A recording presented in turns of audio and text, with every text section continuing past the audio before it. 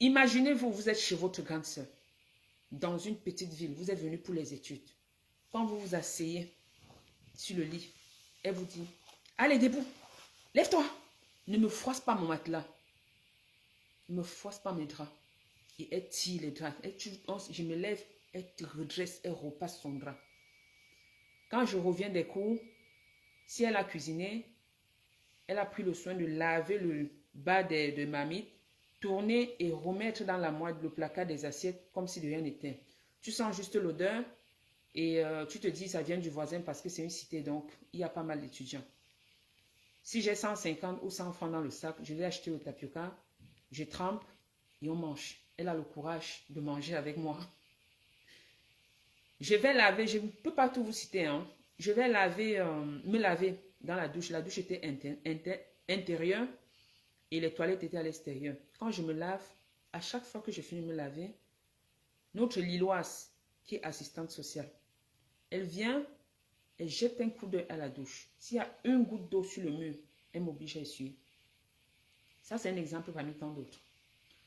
Je le racontais aux parents parce que j'étais très silencieuse et j'avais l'impression à chaque fois que je me plaignais que la faute me revenait. Donc du coup, je ne parlais plus. Un jour, je n'ai jamais dit à personne, mais je le dis ici parce que elle n'arrête pas de porter des accusations sur moi depuis longtemps et pourtant c'est elle qui fait en fait, c'est qu'elle m'attribue. Un jour, je me reposais, j'entends des cris, j'entends des pleurs dans la chambre en face. Je vais prononcer le nom de la personne dans la chambre. Ce jeune homme s'appelait Nikita.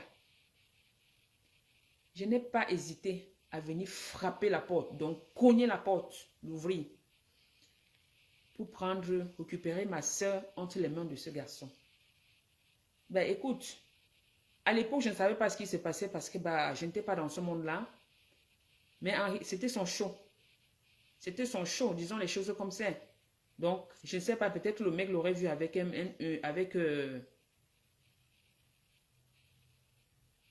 mec l'aurait vu avec un autre mec et a décidé, bref, l'a tabassé. L'a tabassé. Donc, je suis venue la récupérer et j'ai tenu tête avec ce jeune homme parce que j'étais quand même un peu plus... je ne vais pas dire que j'étais forte, mais par rapport à elle, je pouvais faire le poids. Je ne peux pas faire le poids avec un homme, ça c'est sûr. Mais je pouvais faire quelque chose quand même. Donc, je l'ai défendue et je l'ai ramenée dans la maison. Elle avait bien l'habitude de faire ce genre de choses. Hein. Donc, je passais le temps à la défendre. On passe dessus. Je prends les détails importants pour la suite. Je ne vais pas tout vous raconter. Un jour, quand je reviens à la maison, je constate qu'il n'y a pas d'eau. Je décide d'aller puiser de l'eau. Au Cameroun, pour ceux qui ne le savent pas, lorsqu'il n'y a pas d'eau, il y a toujours des coins d'eau un peu plus loin. Généralement, en profondeur, ce sont des forages ou alors, je ne sais pas, des canalisations. Je ne sais pas trop comment appeler ça. Mais généralement, c'est potable. On appelle ça l'eau de source. Donc, je décide d'aller puiser de l'eau pour qu'on se lave. Donc, de faire une réserve d'eau pour moi et pour elle. Premier tour, ça se passe bien avec un seau de 15 litres. Deuxième tour, étant donné que je ne puisais pas seule, il y avait plusieurs étudiants qui y allaient. Donc, du coup, la montée était glissante. Et au deuxième tour, je suis tombée, je me suis frôlé la cheville. Quand je me frôle la cheville, c'était tellement douloureux que je n'arrivais pas à marcher. Le jeune homme qui m'a aidé m'a demandé s'il pouvait contacter quelqu'un. Et moi, sachant que le géniteur de ma fille avait un numéro de téléphone, j'ai donné le numéro et on l'a contacté. Il est venu. Parce que le jeune homme ne pouvait pas rester, moi, il ne pouvait rien faire. Et moi, je n'avais même pas, je ne pouvais rien faire en fait. Pardon. Il est venu, il a chauffé l'eau dans la chambre où je vivais avec ma soeur. Il m'a massé le pied et il m'a fait asseoir sur le lit. Je me suis allongée. Il s'est assis sur la table, sur la chaise, parce que dans les chambres étudiantes, il y a une table d'études. Et il était question qu'il attende que ma soeur revienne. On ne pouvait pas la joindre. Elle était au campus. Que ma soeur revienne pour qu'il parte. Quand la fille arrive, la Lilloise arrive, elle pousse la porte, elle voit la tête du monsieur assis, elle me voit, elle crie. Qu'est-ce que vous faites dans ma chambre? Sortez de là, vous avez fait vos choses dans ma chambre. Mettez-vous dehors, allez. Et c'est comme ça qu'elle me vit de la chambre. Sans savoir que, en réalité, mon pied était cassé. Je suis donc dans l'obligation d'aller passer la nuit chez le géniteur de mon fils, de ma fille, pardon. Je vais donc passer quelques jours là-bas, le temps de trouver une chambre. J'ai finalement ma chambre et je décide d'aller à Kunming avant mon père pour lui raconter mes aventures. Mon papa me fait des provisions quand je rentre et je prends le soin de faire 2 paquets. Je me souviens même qu'en rentrant, j'avais également pris les provisions d'un voisin dont je vais taire le nom, peut-être tu vas se reconnaître si tu tombes sur ce direct. Et quand j'arrive, je passe donner les provisions à Pépé également et je vais chez moi parce que j'avais déjà pris mon studio, ma chambre. Je faisais le call box, je me battais. Bref, j'ai un peu, ça a empiété sur mes études parce qu'il fallait que je me concentre pour rassembler les sous. Mon papa ne faut pas payer 2 chambres, il était hors de question. Donc, 2 enfants qui ne s'entendent pas, ils ne pouvaient pas faire autrement. J'ai sauté une étape, c'est que lorsque Pépé en première année à soi, moi je suis à Siantou, pardon, à Monti, au collège Père Monti. Je prends l'eau potable à Yaoundé, dans les gourdes, des bidons de 20 litres. Je les transporte 2 bidons à chaque fois. Je vais à la poste centrale, je prends le car et je vais donner à Pépé. Comme je faisais mon petit commerce, je lui donnais même de temps en temps 1500, 1000 francs. Donc pour l'aider parce que je savais qu'elle était loin. Même si j'étais en difficulté, moi, j'étais quand même à la maison, contrairement à elle. Donc lorsqu'elle était à soi, je l'aidais comme je pouvais. Alors, quand je reviens chez moi, après quelques jours,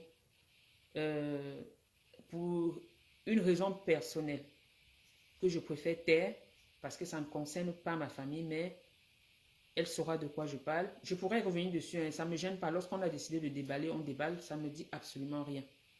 D'autant plus que j'ai rien à cacher. Donc, je décide de quitter Soi. Je quitte Soi. Et finalement, mon papa me demande pourquoi j'ai quitté Soi. Je lui explique. Et il me demande ce que je souhaite faire. Je lui ai dit, bah écoute, étant donné que Pépé n'est plus à Siantou, je préfère retourner à Siantou. Je vais donc à Siantou, mais cette fois-là, ce n'était plus pour faire informatique parce que Pépé était catégorique et ne voulait pas que je fasse informatique. J'ai fait comptabilité. Pourtant, j'étais vraiment déterminée à faire informatique. J'ai fait 1 an à Siantou.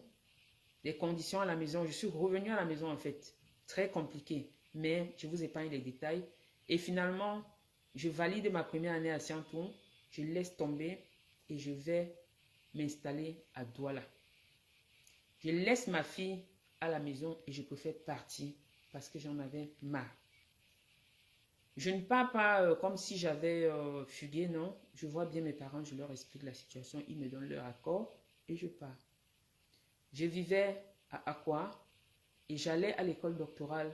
Je ne faisais pas doctorat. J'allais à l'école doctorale en face de l'hôtel Jundé. Donc, je suis allée faire des certifications Cisco. Ce sont des certifications qui sont dans le domaine informatique. Donc, mes camarades pourront se rappeler s'ils voient un jour ce direct. Donc, pendant que je suis là-bas, j'ai encore un souci à quoi, qui est également personnel. Et étant donné que je côtoyais les enfants de mon oncle qui étaient venus passer les vacances auparavant à la maison et qui venaient vraiment, j'allais chez eux, ils venaient chez moi. À cette époque, leur papa était souffrant. Leur papa était très malade. Et je me souviens même que je contribuais, j'aidais à la mesure du possible parce que c'est un monsieur qui auparavant avait énormément, pas énormément, mais il se battait mieux, il se battait bien. Et ce sont des personnes, il fait partie des autochtones même de Douala. Des personnes qui se sont véritablement installées à Douala plus tôt. Mais il n'a pas eu la grâce de tomber sur une bonne femme. Il est tombé sur une femme qui, pour elle, pensait plus à son ventre qu'autre chose.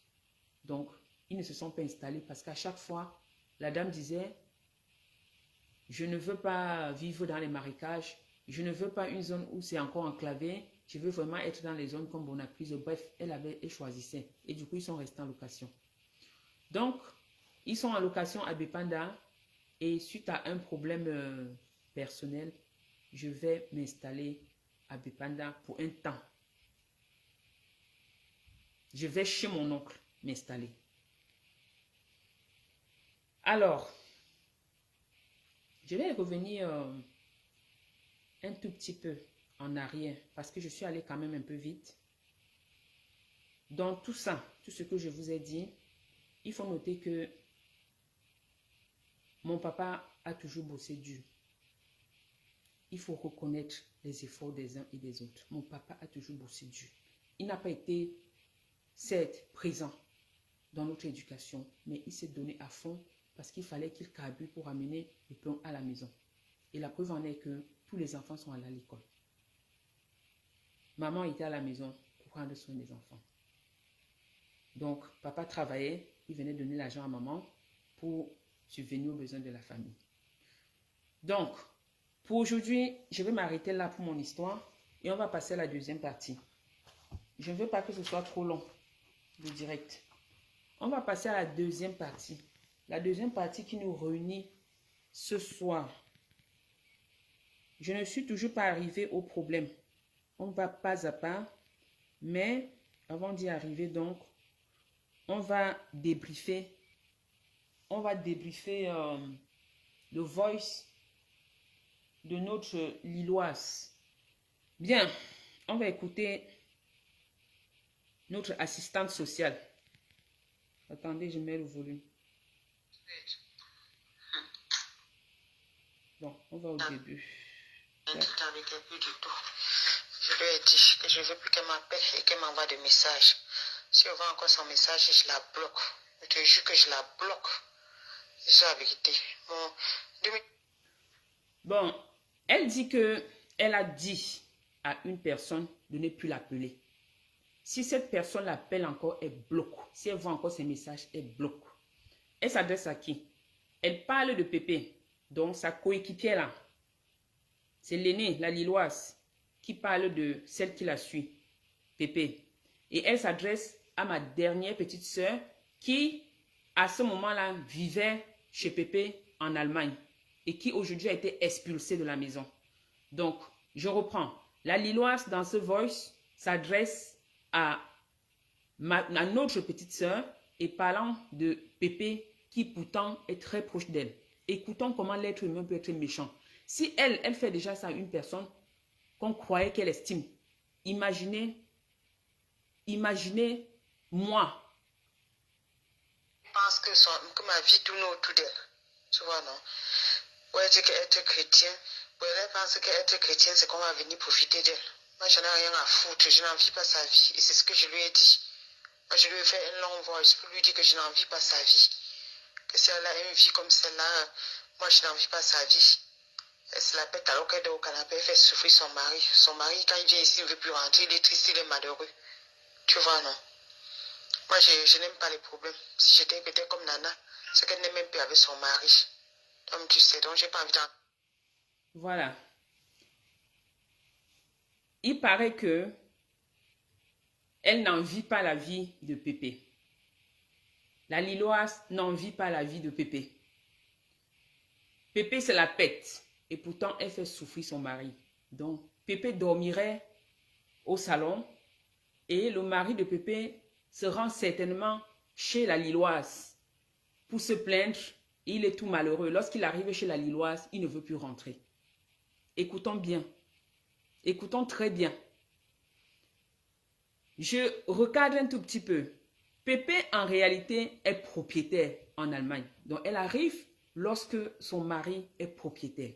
Donc, elle a un cadre de vie qu'on peut qualifier de bien. Et la Lilloise est en location. Donc, c'est la Lilloise qui rappelle à Pépé que je ne t'envie pas. De toutes les façons, tu rends ton mari malheureux, tu dors au salon, et ton mari, lorsqu'il arrive chez moi, il est tout malheureux, il ne veut plus rentrer. Ce qui est encore plus important dans cette partie, c'est que la Lilloise dit à Pépé que si j'étais Bref, elle dit à ma Benjamin, à notre Benjamin, parlant de Pépé, que si elle était comme moi, Nana, dans le voice, la Nana, c'est moi, elle aurait déjà stoppé le mariage, gâté le mariage de Pépé. Cela signifie quoi? Cela signifie que moi, Nana Flore, je suis une arme de destruction massive. Je gâte les mariages des gens. Je gâte les foyers des gens. Je vole les maris.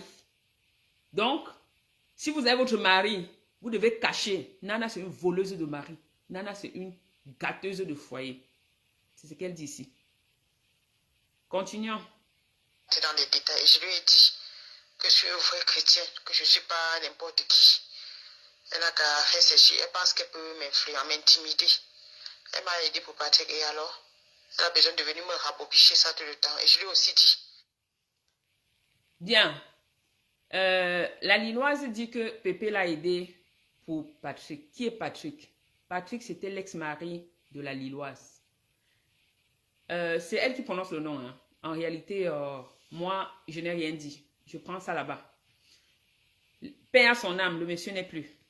Avant de s'en aller, ils n'étaient plus ensemble, ils étaient séparés. Donc, il y a eu un conflit. Donc, il y a eu une séparation, malheureusement. Bref, le mariage ne s'est pas bien passé, ça peut arriver. Mais la séparation a été quand même douloureuse. Très, très douloureuse. Et le monsieur est parti et il n'est plus là. Donc, comment est-ce qu'elle a connu? Pourquoi elle dit que Pépé l'a aidé à trouver, à rencontrer Patrick? Eh bien, simplement parce que à l'époque, la Lilloise était au Cameroun avec moi. Pépé était en Allemagne. Pépé s'est connecté dans les sites de rencontres et a essayé de connecter sa sœur à un Européen.